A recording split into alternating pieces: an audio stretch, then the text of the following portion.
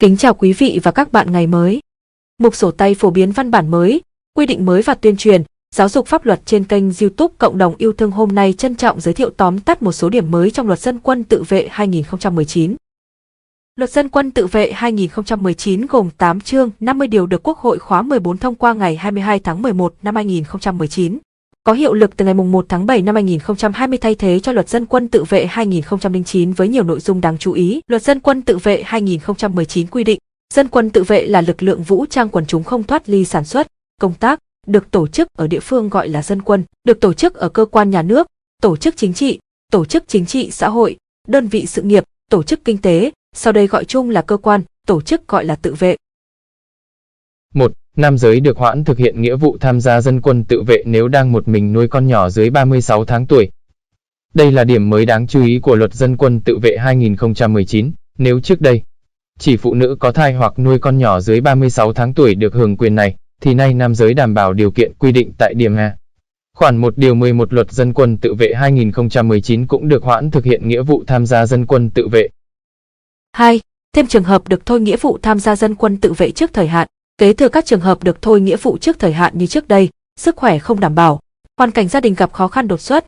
Khoản 1 điều 12 Luật Dân quân tự vệ 2019 có thêm nhiều trường hợp được thôi nghĩa vụ tham gia dân quân tự vệ, cụ thể: nữ dân quân tự vệ mang thai hoặc nuôi con nhỏ dưới 36 tháng tuổi, nam một mình nuôi con nhỏ dưới 36 tháng tuổi. Người có lệnh gọi nhập ngũ hoặc lệnh gọi thực hiện nghĩa vụ công an, có quyết định tuyển dụng công chức, viên chức, công nhân quốc phòng hoặc công an nhân dân, người có giấy báo và vào học ở cơ sở giáo dục đại học, cơ sở giáo dục nghề nghiệp, trường của cơ quan nhà nước, tổ chức chính trị, tổ chức. 5. Dân quân thường trực được đảm bảo chính sách bảo hiểm xã hội, bảo hiểm y tế. Dân quân thường trực là lực lượng thường trực làm nhiệm vụ tại các địa bàn trọng điểm về quốc phòng, tại điểm C. Khoảng 1 điều 34 Luật Dân quân tự vệ 2019 bổ sung thêm chế độ, chính sách đối với dân quân thường trực nhằm nâng cao hiệu quả hoạt động, đáp ứng yêu cầu, nhiệm vụ của lực lượng dân quân tự vệ trong tình hình mới, phù hợp với quy định của Bộ Luật Lao động.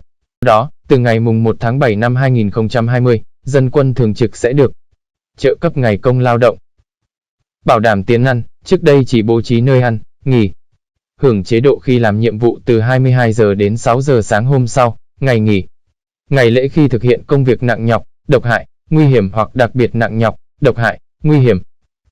Trợ cấp ngày công lao động tăng thêm trong trường hợp kéo dài thời hạn thực hiện nghĩa vụ dân quân tự vệ. Hưởng trợ cấp một lần khi được công nhận hoàn thành nghĩa vụ quân sự tại ngũ trong thời bình. Hưởng chế độ bảo hiểm xã hội, bảo hiểm y tế như hạ sĩ quan, binh sĩ quân đội đang tại ngũ. Mục sổ tay phổ biến văn bản mới, quy định mới và tuyên truyền giáo dục pháp luật trên kênh YouTube Cộng đồng yêu thương hôm nay trân trọng cảm ơn quý vị và các bạn quan tâm theo dõi, mời chia sẻ lan tỏa yêu thương.